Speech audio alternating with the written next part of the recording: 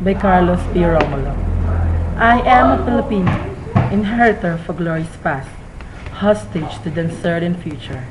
As such, I must prove equal to a twofold task: the task of meeting my responsibility to the past, and a task of fulfilling my obligation to the future. I strongly... Oh no! God! Shit! Magpupurahin yun!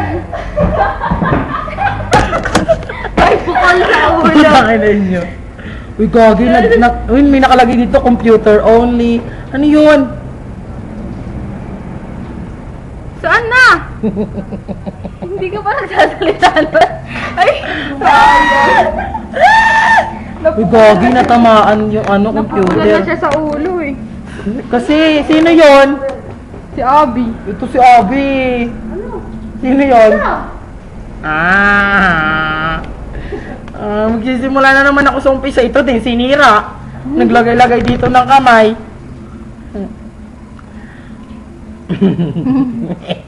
I am a Filipino by Carlos P. Romulo. Naman may dumaan? Ay, kasi na ito Dumaan na mga naman. mapapansin. Ay, dumaan na naman? Ay, nataan na naman dyan? Nataan na naman yan? Ayan, nabaliw. Yan si Sisa, ang asawa ni Basilio. Yun, may kuryente na. Umilaw na yung dispenser. Musta ka naman, Dong? Alam, malapit na malobat! Nakailaw ba?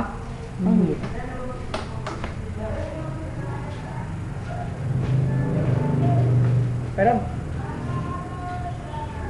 hindi na ulit eh. Oo, tingnan mo yung baliw, oh. Nasa ref. Nasa ref ang baliw.